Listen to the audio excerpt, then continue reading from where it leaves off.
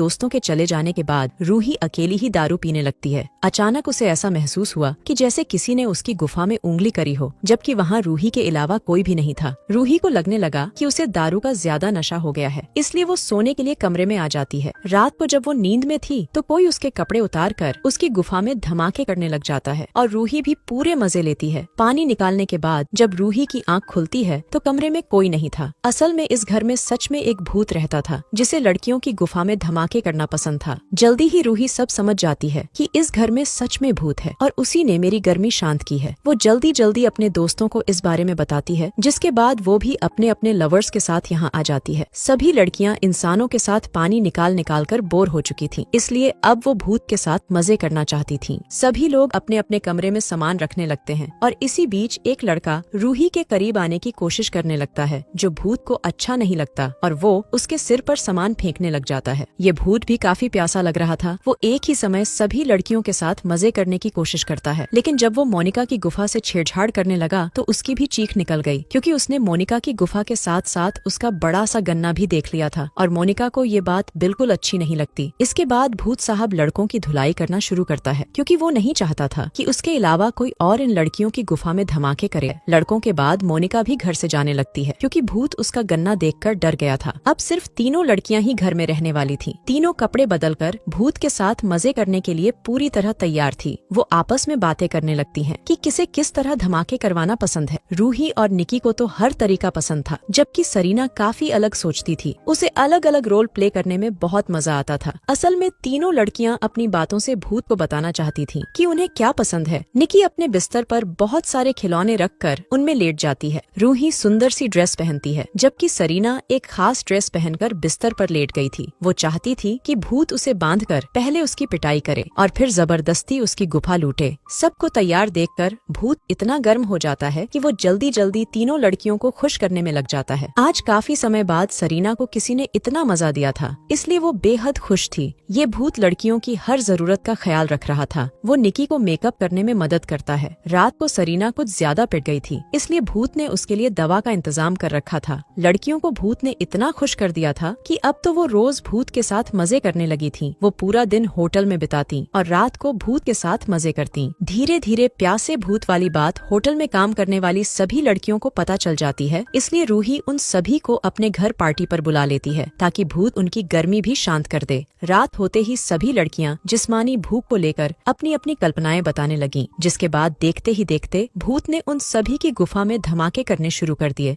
भूत पूरी रात लड़कियों के साथ मजे करता है। ऐसे ही एक दिन लड़कियां अपने अपने लवर्स के बारे में बात करने लगीं कि वो उनसे बहुत प्यार करती है, इसलिए अब उन्हें भूतिया घर से वापस आ जाना चाहिए। रूही और निकी आज रात अपने अपने लवर्स के साथ डेट पर जाने की योजना बनाती है, इसलिए आज रात वो भूत के साथ कुछ नहीं करना चाहती थी। जब ये बात भूत को पता चलती है तो वो उन पर बेहद गुस्सा करता है और उनसे झगड़ा कर वहाँ से चला जाता है। अगली सुबह भी भूत का गुस्सा शांत नहीं होता। वो लड़कियों को परेशान करने लगता है, जिससे दुखी होकर वो तीनों घर से बाहर आ जाती है। लड़कियों को लग रहा था कि भूत घर के बाहर नहीं आ सकता, मगर भूत ने उनकी ये गलतफहमी जल्दी ही दूर कर दी। थोड़ा सोचकर रूही फैसला करती है कि आज रात वो भूत से बात करेगी। अब रूही अपना काम खत्म कर बिना किसी को बताए प्यासे भूत से बात करने पहुंच जाती है। उसके जाने के बाद जब ये बात उसके दोस्तों को पता चलती है कि रूही अकेली ही प्यासे भूत से बात करने गई है, तो वो भी उसकी मदद करने के लिए निकल पड़ते हैं। उधर रूही अपनी मासी के घर में थी। वो भूत को समझाने की कोशिश करती है कि हमें तुम्हारे साथ बहुत मजा आता था, लेकिन अब हम लोग तुम्हारे साथ और मजे नहीं कर सकते, क्योंकि मेरी माँ इस घर को बेचने वाली है और हम तीनों अपने अपने लवर्स के साथ रहने वाली है। भूत को रूही की बात अच्छी नहीं लगती। रूही उससे बात कर उसे समझाना चाहती थी, जबकि भूत को उसकी बातें सुनकर गुस्सा आ रहा था। वो चाहता था कि रूही इसी घर में रहे ताकि वो उसके साथ अपनी प्यास मिटा सके, लेकिन जब रूही उसकी कोई बात नहीं मानती तो वो बेहद गुस्सा करता है। रूही को डराने के लिए वो घर का सामान फेंकने लगता है। भूत की काफी कोशिशों के बाद भी रूही उसके साथ रहने को नहीं मानती, इसलिए भूत बिना उसे कुछ किए चुपचाप वहाँ से चला जाता है। असल में वो रूही को पसंद करने लगा था, इसलिए वो उसे नुकसान नहीं पहुंचा सकता था। भूत के जाते ही रूही के दोस्त भी उसके पास पहुंच जाते हैं। वो जब आए तो घर पूरा साफ सुथरा था और तीनों लड़कियों का सामान भी पैक करके रखा हुआ था। उनके पूछने पर रूही उन्हें बताती है कि भूत मेरी बात समझ गया और वो हमारे जाने के लिए भी मान गया। इसके बाद सभी लोग सामान लेकर वहाँ से चले जाते हैं। कुछ दिनों बाद सभी दोस्त रूही के घर में थे। यहाँ रूही की माँ उन्हें बताती है, मैंने मेरी बहन का घर बेच दिया और मैंने एक तांत्रिक को बुलाकर उसमें रहने वाले भूत का भी खात्मा कर दिया। ये सुनकर सभी दोस्त राहत की सांस लेते हैं, क्योंकि उन्हें डर था कि वो भूत उनका पीछा नहीं छोड़ेगा।